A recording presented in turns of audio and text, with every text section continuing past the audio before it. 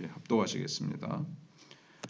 다메섹에 있는 제자들과 함께 며칠 있을새 즉시로 각 회당에서 예수가 하나님의 아들이심을 전파하니 듣는 사람이 다 놀라 말하되 이 사람이 예루살렘에서 이 이름을 부르는 사람을 멸하려던 자가 아니냐.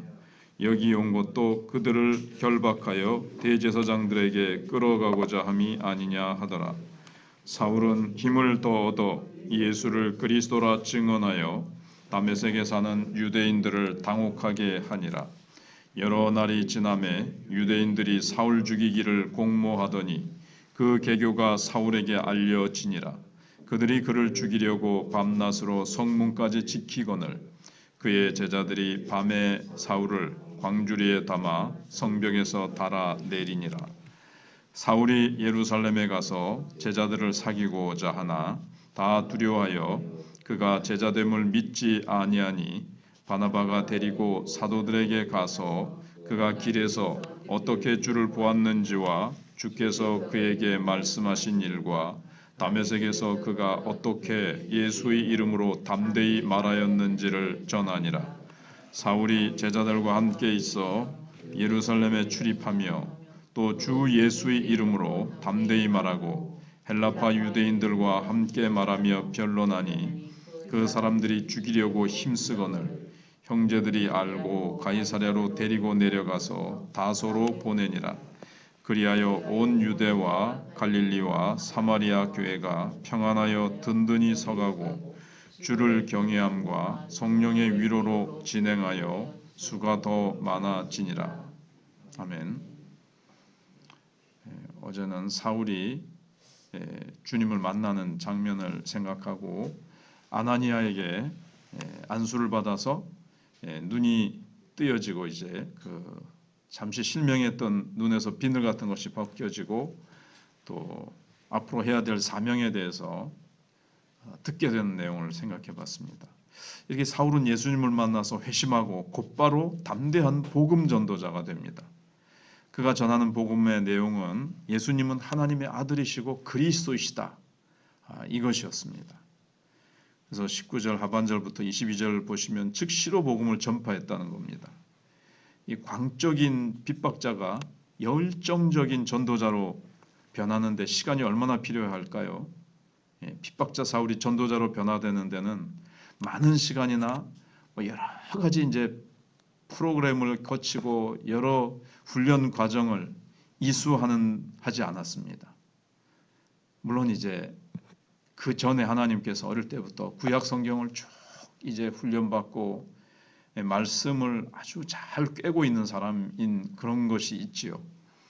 그러나 전도자가 되는 데 있어서 자기가 아는 그거 내가 만나고 내가 체험한 예수 그냥 전하는 데는 제자들과 며칠을 지나고 나서는 즉시로 20절에 복음을 전하기 시작했습니다. 유대인 회당에서 사울을 만나고 이야기를 들었을 이 유대인들이 얼마나 당혹스러웠겠습니까? 예수 믿는 사람들 죽이러 온 자가 체포하러 온 자가 예수를 전하고 있으니 아니 이게 어찌된 일이냐 참 기가 차고 뭐가 차고 참 그랬을 겁니다. 그래서 예수님은 하나님의 아들이시다 이렇게 20절에서 사울이 전하고 있습니다. 예수님은 그리스도이시다 22절에 그렇게 전하고 있습니다. 예수가 그리스도라고 전한 자기가 그렇게 주장하시고 제자들이 전한 것을 보면서 나사렛 이단의 괴수다 막 이렇게 했던 사람이 예수가 그리스도다 자기가 막 핍박하던 그 교리라 그럴까요? 그 주장을 자기가 그냥 막 전하는 거예요. 그러니까 이게 어떻게 되는지 사람들이 막 어안이 벙벙하고 당혹했을 겁니다. 바울이 전한 것은 모든 사도들이 전했던 복음의 핵심 진술이었습니다. 예수는 하나님의 아들이시고 그리스도시다. 이게 딱 복음의 핵심이거든요. 주님은 모든 사람에게 신학자나 훌륭한 강의자가 되라고 요구하지 않으셨습니다. 오직 증인이 되라고 말씀하셨습니다. 증인은 자기가 보고 듣고 체험한 것 전하면 됩니다. 그래서 오직 성령이 너에게 임하시면 너희가 예루살렘과 온 유대와 사마리아 땅까지 내 증인이 되리라. 그렇게 말씀하셨거든요. 증인, 보고 들은 것, 자기가 체험한 것, 주님이 나에게 어떻게 나타내 주셨는가, 내게 어떻게 역사해 주셨는가, 그거 말하면 되는 겁니다. 물론 세월이 지나고 경험이 쌓이면서 더 그것은 풍부해지겠죠. 그러나 증인은 나를 만나주신 주님 전하면 되는 겁니다. 증인은 자신이 보고 듣는 것을 아는 만큼만, 내가 아는 만큼만 증언하면 됩니다. 로이드 존즈라고 아주 유명한 이제 그 강해 설교가가 있는데, 이 사람이 영국 궁중의 의사로 얼마든지 성공할 수 있는 길이 열렸었는데, 사실 그 주치의, 여왕의 주치의 밑에서 이제 배우고 있었는데, 그 좋은 세상길을 딱 놔두고 이제 목사의 길로 들어섰습니다. 근데 그 당시에는 꼭 신학을 해야 되는 게 아니에요. 근데 목사부터 됐어요. 그걸 이제 결혼을 했는데 아내가 당신 뭐 배운 것도 없는데 어떻게 설교를 할 거냐, 그러니까는 내가 성경 읽고 내가 깨달은 만큼만, 하나님께서 알려주시는 것만큼만 전하면 되지 않느냐. 그렇게 이제 시작을 해서 그 열심히 책도 읽고 그가 열심히 기도도 하고 해가지고 아주 뛰어난 설교자가 됐는데, 우리도 그렇습니다.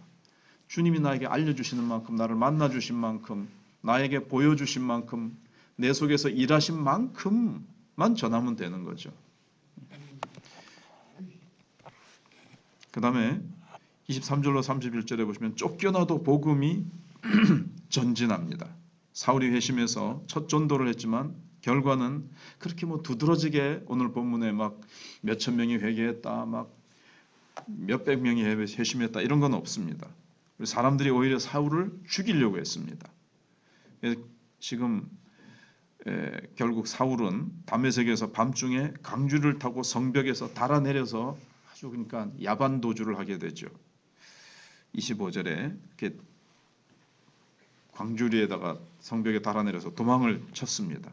하지만 예루살렘에로 이제 도망을 갔거든요. 근데 거기 가서도 또 제자들과 이제 막 사귀려고 하는데, 야, 저거 우리를 체포하려고 거짓으로 그렇게 하는 거 아니냐.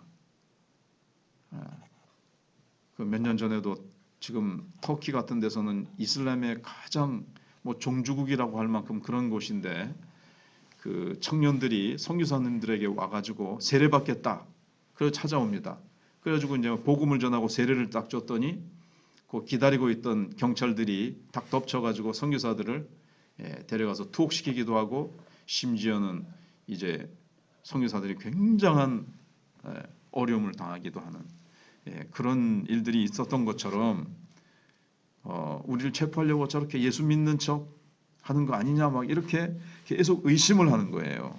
그리고 그곳에도 사람들이 이제 29절에 보시면 사울을 거기서도 죽이려고 합니다. 사울은 그래가지고 이제 자신의 고향인 다소까지 피하게 되죠. 그래서 이제 학자들마다 다른데 거기서 한 3년을 있었다. 다소 근처의 아라비아 사막에서. 어떤 사람은 약 10년까지 얘기를 합니다. 10년 동안 기도하고 묵상하고 성경을 깊이 묵상하고 또 기도하는 중에 주님을 만나고 주님이 직접 계시해 주시는 말씀을 계속 들으면서 바울이 이제 준비를 하게 되죠. 그렇게 가기까지 이 사울의 모습을 보면 정말 핍박자였다가 얼마 만에 정말 짧은 시간에 전도자로 딱 바뀌는 겁니다. 그럼 전도자가 된 이후로 그가 만사형통하고 주님이 도우셔서 아무런 어려움 없이 고비 없이 그냥 쭉쭉쭉쭉 잘 나갔느냐? 그렇지 않고 전도자가 되자마자 돌아오는 것은 핍박과 죽이려고 하는 대적들. 그리고 우리가 그의 생애를 잘 알지만 고린도후서 11장 그 뒷부분에 보시면 내가 여러 번 그 배를 타고 가다가 파선당하고 거짓 형제의 위험과 뭐 잠 못 잠과 굶주림과 그러면서 쭉 나열하는데 그는 고난과 시련의 연속이었습니다. 하지만 사울이 고난을 당하는 동안에도 복음은 멈추지 않고 계속 전진합니다. 특별히 마지막 절에 온 유대와 갈릴리와 사마리아 교회가 평안하여 든든히 서가고 성령의 위로로 진행하여 수가 더 많아지니라 그랬습니다. 사실 자기가 핍박을 많이 했기 때문에 핍박당하면서 복음을 전하게 되죠. 어찌됐든 사도행전 이제 이 2막은 사실 9장이라고 할 수가 있는데 이렇게 예수님의 복음 전파 명령이 성취가 되고 있음을 말하고 있습니다. 아직 땅끝이 남아 있습니다. 근데 복음은 어떤 박해와 핍박 속에서도 끝까지 전진하면서 28장까지 이렇게 쭉 로마까지 이제 가게 되죠. 그리고 지금도 복음은 계속 전진하고 있습니다. 그리고 복음은 예수님 말씀하신 대로 모든 나라에 전해질 때 끝이 오리라 말씀하셨는데 끝이 되기까지 모든 민족에게 더 이상 예수님을 영접한 사람이 한 사람도 없을 때까지 계속 복음은 전해질 것입니다. 그리고 복음의 증인들은 세상에서 환난을 당하고 핍박과 여러 가지 고난을 당할 것입니다. 쫓겨나기도 할 것입니다. 그래도 주님의 명령은 결코 실패하지 아니하고 택한 자들을 향해서 이 복음이 전해지고 계속해서 주께로 돌아오며 주께로 돌아온 자들이 또 바울처럼 변화되어서 또 복음을 전하고 전도할 때에 가족과 주변 사람들로부터 눈총과 핍박과 고난을 당하겠지만 이 복음은 결코 그 핍박에 의해서 멈춰지는 것이 아니라 핍박에 의해서 오히려 더 불덩어리가 되고 더 여원의 불길처럼 번져가고 복음을 전하지 않기 때문에 아무런 핍박도 고난도 없고 아무런 일도 일어나지 않는 것, 참 이것이 참 현대교회의 많은 모습이죠. 그러나 초대교회와 같이 복음을 전하면 참 마귀들이 그 전도의 불을 끄고 복음을 막아보려고 핍박과 고난이 오지만 굴하지 않고 계속 죽음의 위협이 옴에도 불구하고 사울처럼 바울처럼 초대교회 성도들처럼 계속해서 복음을 전하고 그렇게 할 때에 복음은 계속 전진하고 하나님의 놀라운 역사는 나타나게 될 것입니다. 오늘날은 정말 핍박도 이런 무서운 고난은 없지 않습니까?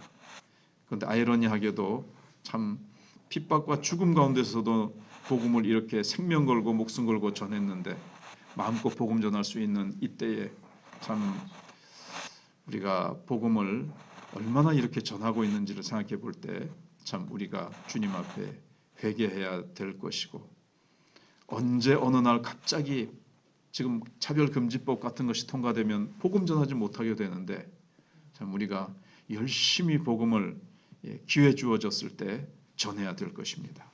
기도하겠습니다.